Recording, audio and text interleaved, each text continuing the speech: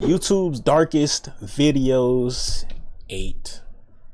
We're 8 in. Well, we're not 8 in because I didn't watch all the other 7 with you, but YouTube's darkest videos. What is it? A black nigga about a smile in the dark? Like, I don't know what to expect. It's gonna be that one dude who shot himself in the head on the podium. It was 2:46 p.m. when the ground began to shake. An earthquake? Really? Nigga, this is what made it into the video? Oh shit. For residents of Anagawa, Japan, this is not just an earthquake. New, but this one This is not just an earthquake, nigga.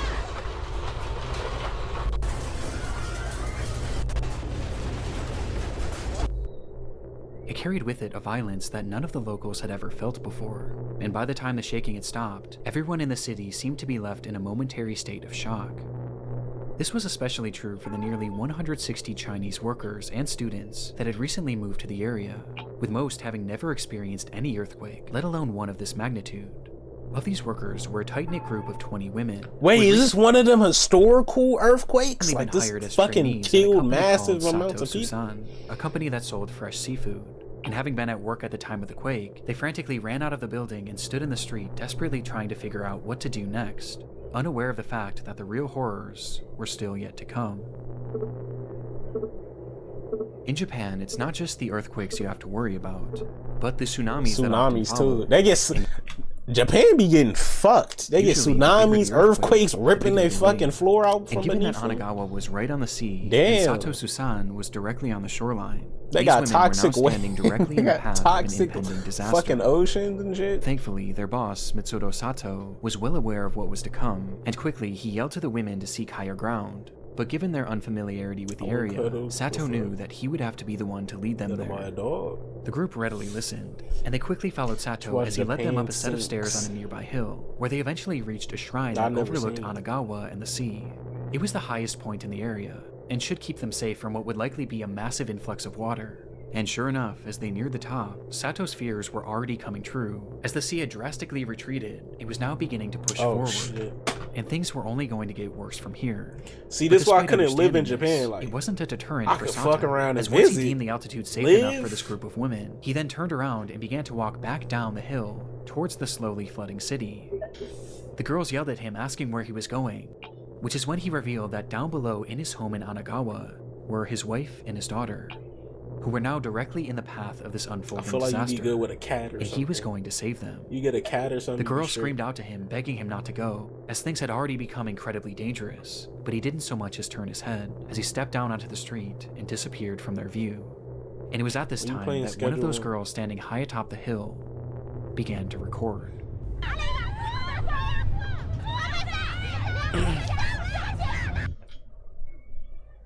After my video.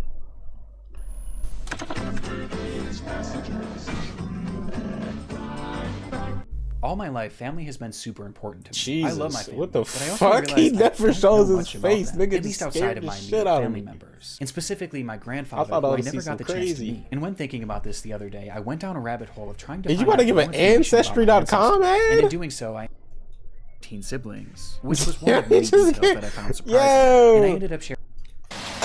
Oh shit! I did not miss it.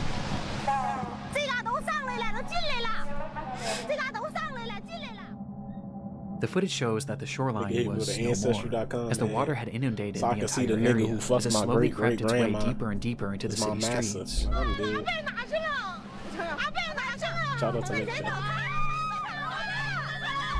The women were understandably in a panic, trying to make sense of this ordeal that they were now. Why are you going down? Go up! What the fuck are you doing? Desperately calling out for Sato, but at no point do we see him. We just know that he's down there somewhere.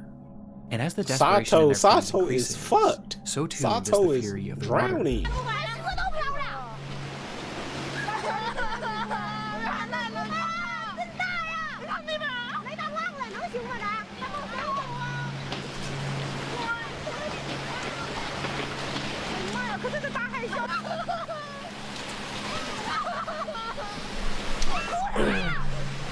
Too high for the scary shit. There's nothing scary. It's a fucking tsunami. What are you scared of?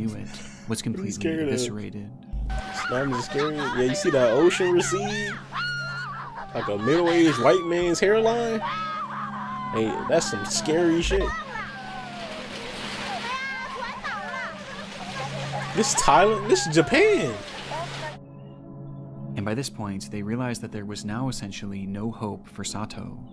This is it was Japan. At this time that the women realized that despite already being at a considerable height, it still might not be enough. And so they ran even higher up, desperately trying to get out of the path of this water.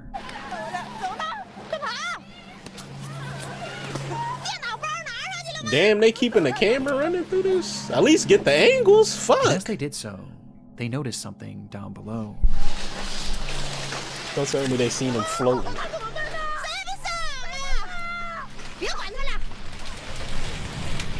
Oh!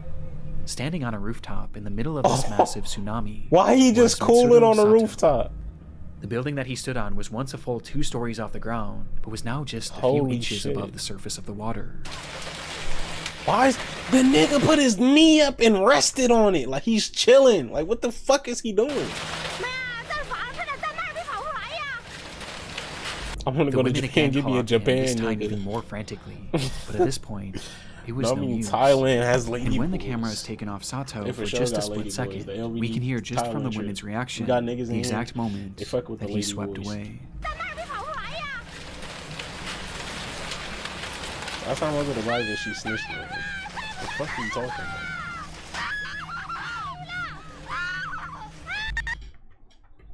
The recording stops shortly after and restarts minutes later, revealing that the streets where the women had been standing just moments before were now fully underwater, and the buildings that once stood around them were now reduced to nothingness. In front of them was a sea of death, and had Mitsudo Sato not led them up that hill, then all of these women would have certainly been a part of it. Jesus.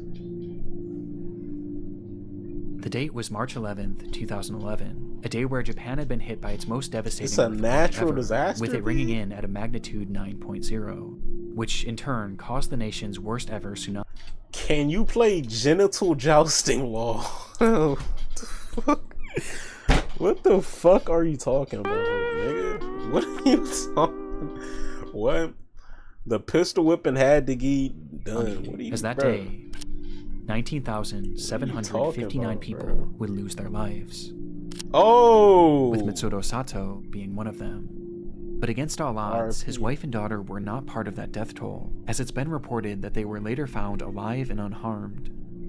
The devastation that occurred that day is incomprehensible, and all the footage of this disaster could warrant a place in this video, especially the footage of Anagawa, as you can see what it looked like before, during, and after.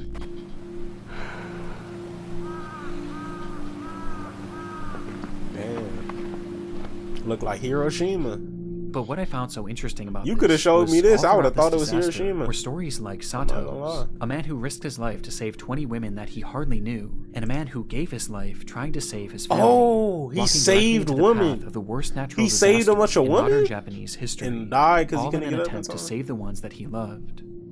And I honestly find it quite beautiful that afterwards, these women adamantly shared his story and made sure that the world forever remembered Mitsudo Sato as the hero that he was. And of those 160 Chinese migrants who worked in the area, it was later reported that not a single one of them perished, which speaks volumes about the people of Anagawa, who so readily put others' lives before their own. Hold on. Fire marshal is investigating a blaze in Georgetown. Few people found dead inside the home, and so far it's not known how the fire started. It was just past 5:30 a.m. on the 17th of February 2021 when residents of a small neighborhood in Georgetown, Ontario were awoken by the sound of sirens blaring. One man frantically grabbed his cell phone and rushed outside to record the unfolding scene, where he was met with a horrific sight. Damn. His neighbor's home was fully engulfed in flames. It must have happened quickly, as by the time rescue workers even arrived on the scene, there was already little hope of saving the house, or any of its occupants. It would take hours before that blaze was finally quelled, revealing the charred devastation inside, as firefighters would find the remains of 56-year-old Christina Rirak and 59-year-old Andrew Rirak within the home's garage. The cause of this fire was initially unknown, but quickly the situation was deemed suspicious when experts determined that the fire had started as a result of some sort of explosion that had happened within the garage where the couple's bodies were found. This was later confirmed by security footage obtained from a neighbor who lived across the street, capturing the moments when it suddenly ignited around 5:27 a.m. There was clearly something off with this case, and things only became more sinister following the autopsies of Andrew and Christina, which revealed that they hadn't actually died in that fire, and instead, both of them had been stabbed to death, with Andrew also being badly beaten. This fire wasn't started to kill them, it was started to cover up their murder. And it did a good job of it too, as the scene was now left completely destroyed, with very little evidence being left behind. Somebody murdered them and then blew the fucking house up. But there was something else investigators thought to check. That's security footage. The camera had been facing the garage where all of this carnage seemed to have happened, and so they thought maybe if they looked back far enough, it could at the very least show what had led up to this brutal attack. And so they rewound that footage, going back hours and hours, during all of which the garage had remained perfectly still, until they got all the way back to 6:42 of the day prior, February 16th. Spending that cash on a bitch you never had, yeah.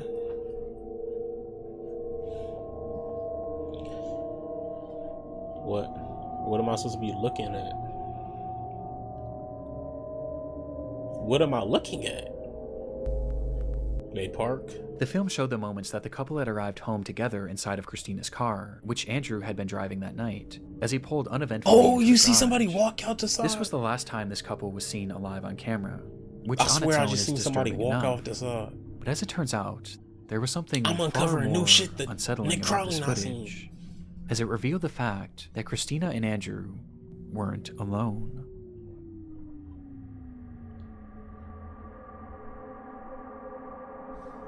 See, I told you I seen somebody. Look right here. It's a nigga right here. In all black. Oh shit.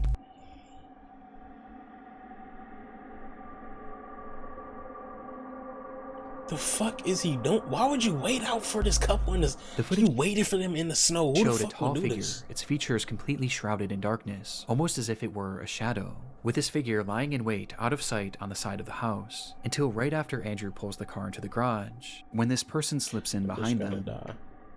It's impossible to say for sure if the couple noticed this person or not, but it appears that they likely didn't, as they both start to exit the vehicle, to which the figure then ducks down in an attempt to avoid detection.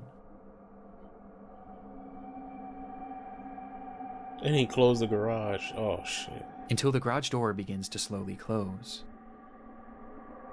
Either Christina or Andrew would make it out of that garage alive, as just seconds after this footage, they both would be brutally murdered by this unidentified person. Jesus Christ.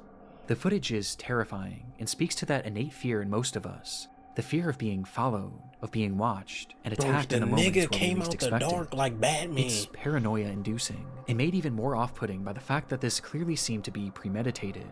Whoever this was knew their schedule and had been waiting for them to arrive home, in a place where they knew they wouldn't be seen.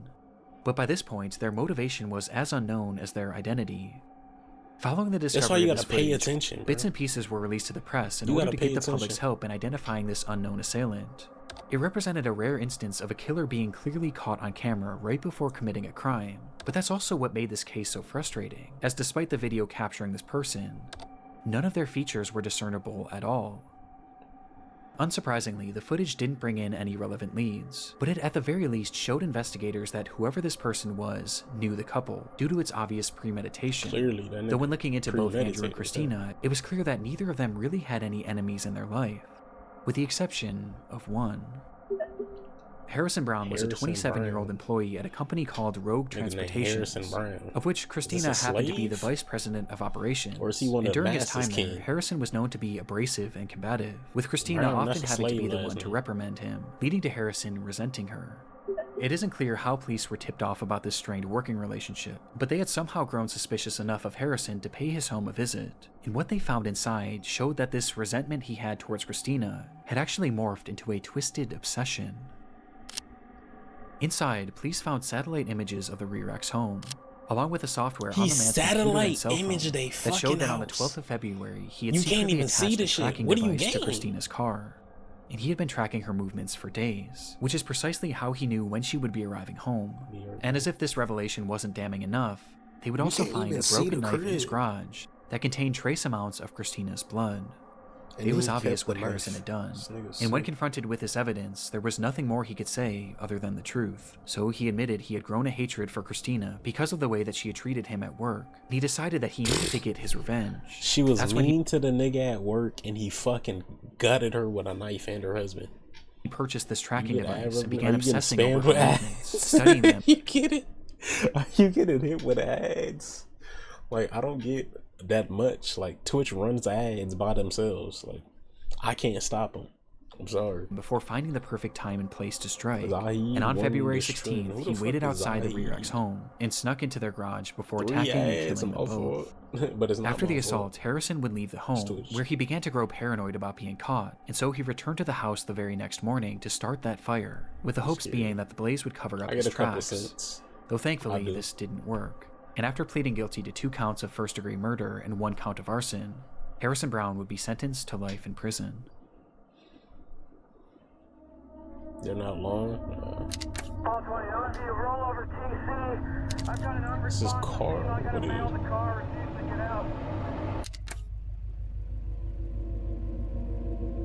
Fancy It's the eve of Thanksgiving, 2015.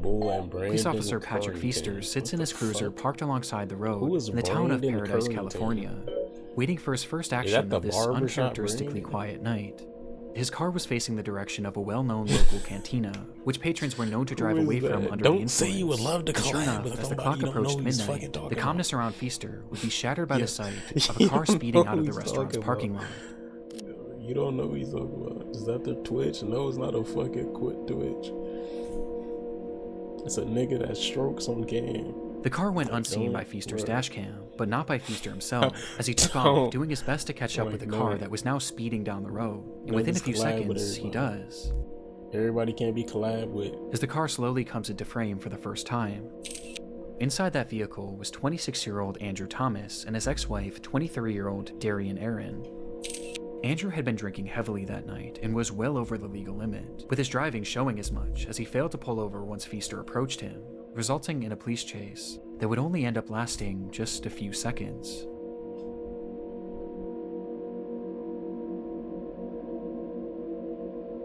All 20, you roll over TC, Pearson, just east of Black Olive. Copy, roll over TC, east of Black Olive. As Andrew would drive his car directly into a median, causing the SUV to flip over violently before coming to a halt on its side. In that instant, Darian was ejected from the vehicle, being thrown straight through the windshield and landing onto the asphalt, where, despite still being alive, her injuries were likely unsurvivable. But Andrew, on the other hand, was still inside the vehicle, and he seemed to have been left relatively unharmed. As perhaps being boosted by adrenaline, he quickly tried to crawl his way out of the car in a desperate attempt to check on Darian, with Officer Feaster's dashcam capturing the entire ordeal. Though just as Andrew attempted to do so, we see Feaster step into the frame, where he suddenly draws his gun and, without saying a single word, fires 2 shots at Andrew, with one of the bullets appearing to strike him, causing his body to go limp as he falls back into the car. It happened in a literal instant, so fast that it's clear Feaster had most likely accidentally discharged his weapon, as there was no attempt at communication before the shot was fired, with Andrew clearly posing no risk to him, as both of his hands were being used to hoist himself up. From the footage, this all seems to be a horrible accident, and one that Feaster seemed to recognize right away, as he rushed up to the car, pointing his flashlight at the man that he had just shot, staring at him for over 10 seconds, trying to make sense of what he had just done, before he finally snaps out of it, and uses his radio to call for backup. You're But this is when Asian, this already dark video and you've been starts calling to me become nigga all much day. more You've been saying disturbing. nigga all day here. I've got an unresponsive female. I got a male in the car. Refused to You get know what out. I'm saying? When Feaster Do makes this something like call, what? he never What type mentions of, the shooting. What type of video? What, this shit crazy. What would you talking about doing? And instead, he states that the driver was refusing to get out of the vehicle. This is then followed by Feaster walking away from the man and pointing his flashlight to the ground, almost as if he was looking for something. Copy. Give your cross on Black Olive. Pearson. Copy. Black Olive and Pearson. With some theorizing that catch he on was fire? looking for his shell casings. Though right then, another officer arrives on the scene and begins to survey the wreckage. I can't see what I'm looking at. It's blurry. Just her? No, there's a man in the car refusing to get out. Where, they again, flipped. Feaster says that Andrew was refusing to get out of the car, making no mention of the fact that he had just shot him. It's clear at this point what Feaster was trying to do. He was trying to cover up his accident, but this suddenly became more difficult Nigga, when you Andrew think they're not started gonna to find speak. the bullet wound in him when he's dead? Non-shot, sir. Get out of the car. Andrew Thomas was still alive and had muttered to Feaster that he had been shot, but even to his face, Feaster denies it. Shortly after, Andrew then tries to tell the other cop what had happened. Sir, you need to come out of the car. This car is still on, and I don't want you to get hurt. What do you mean by that spot? Yeah, I was right there. I saw it. Did you get shot at the cantina? When did he shoot him? I wasn't paying attention. But understandably, So this other sad. cop wasn't believing him, as surely Feaster would have said something at this point. And so, the minutes start to pass. And after 5 full minutes, Feaster continues processing the scene like nothing had happened, with the other officer being left to theorize that Andrew must have been seriously injured and was likely in a state of shock, which is why he was making all of these strange claims about being shot. He may be hurt in there. Yeah, I know he is. He's in shock at the very least. From here, the footage was cuts, shot, and we're only yeah, the left with the nigga had a audio from bullet that to same his officer's chest. body cam, as he attempts to get more information from Andrew. Sir, I need you to talk to me so I know you're okay. Sir, take a look at me. Did you bump your head? But by this point, he had gone completely silent. I don't know if serious or not. 10 minutes later, the footage then cuts back on, this time to another officer's body cam, which shows that an ambulance had now finally arrived on the scene, with medics first directing their attention to Darian, who was in the worst shape, as she would tragically be pronounced dead shortly after. But despite all of these first responders on the scene, none of them Darian's had any a idea woman? that the man inside that vehicle had just been shot, and shot by one of their colleagues. And in these moments, Andrew was slowly losing his life as each minute passed. It would Clearly, take 11 nigga, full once he went minutes silent before after Feaster getting finally shot. confessed. Sir, you hold this scene, Manny, with me. We're going over to the cantina to find out if this guy...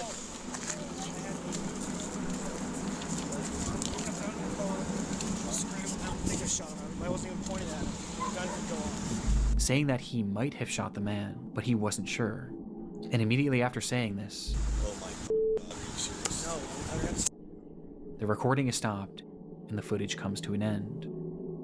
Sure enough, in that moment, Officer Patrick Feaster had in fact shot Andrew Thomas, with a bullet striking him directly in the neck. And the reason why he wasn't getting out of his vehicle was because that gunshot had left him fully paralyzed from the neck down.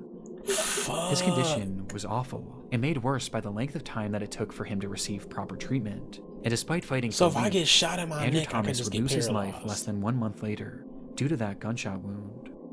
Afterwards, Feaster admitted that he did fire his gun, but claimed that in the moment he wasn't actually sure if he had hit Andrew.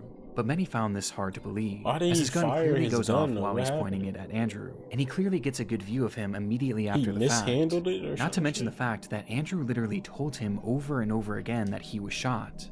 But for many, by far the most incriminating moment was when Feaster appeared to be looking for his shell casings.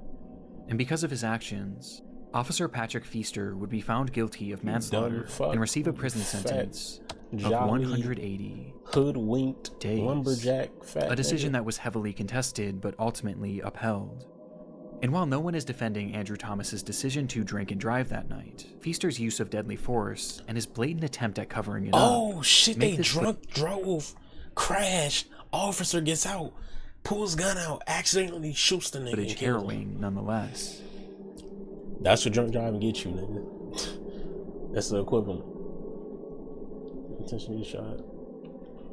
Steer without being able to shut it real quick. Do this for real, bro. I don't got no problem with giving back, man.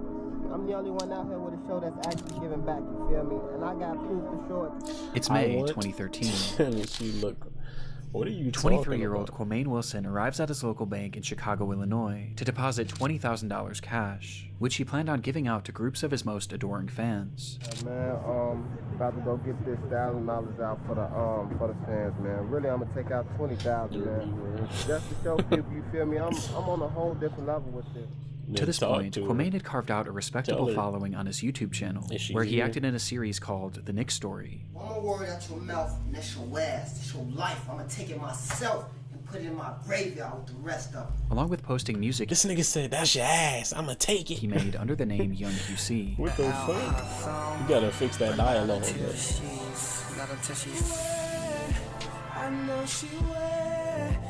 Law and I are dating already. You're Based too on his young. viewership alone, his success was apparent, and he wasn't shy about showing off the wealth that he claimed to have accrued as a result of it, posting photos and videos of himself flaunting large amounts of cash across his social media pages.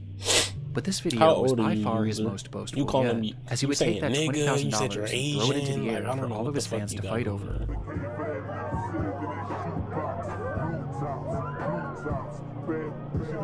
With Quamaine clearly relishing in the opportunity to show off his riches, despite the fact that behind the scenes, things weren't quite as they seemed.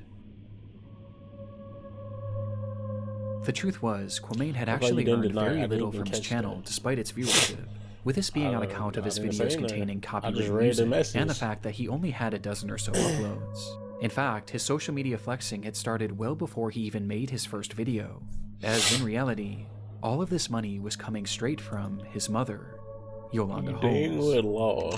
Who said Having that? started a successful business in Chicago, Who said Yolanda that? made a What you great talking living for herself and Quamaine. And being her only son, Quamaine was given just about anything he could have asked for. She would buy him designer clothes, jewelry, and even the Mustang seen in this video. But for Quamaine, it never seemed to be enough. He wanted to achieve a life of fame and riches, said that. and he used his mother's finances Did I to say sell that? the illusion that he already Did had, I say that? asking her again and again to purchase him things that could help him sell this dream, until one day, it all came crashing down when Yolanda would tragically lose her life. Just like that, Quamaine's entire support system had fallen out beneath his feet, leaving him without his mother and without the provider who was That was funding his his mom. entire They don't even life. look. But strangely, She this looked didn't Indian seem or to something. stop his lavish online presence. In fact, his spending only seemed to increase after this, as this footage of him giving away money to fans actually took place after the death of his mother, which became extremely off-putting for law enforcement, as Yolanda hadn't Nigga simply giving passed out away, and instead, she had been brutally murdered. Oh shit. Don't tell me she was Quamaine murdered had by something him. shortly before. Did he murder her, take her money, and he's giving her fucking bread out? Nigga killed his mom. Before Yolanda's passing, that not only were his mother's savings entirely willed to him, but she had also taken out didn't 2 not life insurance say- policies, in which he was the sole beneficiary. And despite You gotta Yolanda giving use her, him like, anything that he could have altogether. asked for, You wouldn't use it her seemed for that by acting this like- point, Quamaine had He's simply 18. grown tired of having to ask. And so, on September 2nd, 2012, he would offer his friend Eugene Spencer $3,500 to kill his own mother. Eugene accepted the offer, and that night he would travel to the apartment of Yolanda Holmes late at night, where he entered her room and shot her multiple times as she slept. At the time, her This boyfriend nigga had been shot- sleeping next to her, and despite jumping up and doing his Oh, best to fight off shit. the attacker, Eugene would eventually beat him unconscious before fleeing the scene. A nigga named Eugene would- Eugene ran in the house. Called Quamaine immediately after the attack to tell him that the job was done. He hired a nigga named Eugene to kill his fucking mom and boyfriend. But rather than feeling any sort of guilt, Of course, a nigga named Eugene, worthless, grimy ass beard, would do some shit like Quamaine that. instead had no emotion, and he simply stated, "Make sure the bitch is dead." Which name would be And so most Eugene went back up to that unit, acceptable? Keontae, this time brandishing a knife, Quandale, some shit like that. and repeatedly stabbed Yolanda Nigga, Eugene? Who the fuck named their kid Eugene? until he was absolutely certain she was gone. And with that, Quamaine Holmes was a rich man, and it only cost him the life of his own mother. This nigga's sick. For a moment, the crime had worked perfectly. The police were left with no concrete leads as to who might have killed Yolanda, and the public largely believed that it was her boyfriend, whom Eugene had knocked unconscious. But no one even thought to look at Quamaine. And recognizing that he was in the clear, his behavior grew brazen almost immediately. Kwame Wilson lost his mother to gun violence on November 14th. My mother, she was a neighborhood woman. A guy entered the Whole home, time nigga hired and murdered Eugene. her, just to steal. As he went on TV to Never talk met about his Eugene, mother's that was cool. murder, I never where he met a peddled the theory to Eugene the unless public that this was some sort of he was a botched white robbery. man. All the while, he had showed to no be white. emotion. I feel He like wouldn't even even white racist old man. wait a full week He's before still on some depositing Jim the Crow money, shit. as he took out $90,000 within just the first few days, and immediately began showing it off to his followers. How much money does mom make for them to be living in the trenches still? $90,000. He wouldn't even wait a full week before depositing the money, as he took out $90,000 within just the first few days, and immediately began showing it off to his Life followers. insurance? Like, And what? in this footage, where he gave away that $20,000, That throwing was it the into money. the air as if it meant nothing to him, every cent of that Dumbass. had come from the death of his own mother. Killing. A death Nigga killed his mom so he can throw money at a fucking which he was random entirely responsible for. bitches and niggas. It would take over a full year for Quamain and Eugene to be caught, with police largely being tipped off by his online antics. And in the end, Eugene was given a 100-year prison sentence, Jesus. while Quamain received 99 years. With his legacy now permanently defined by his creation of one of YouTube's darkest videos.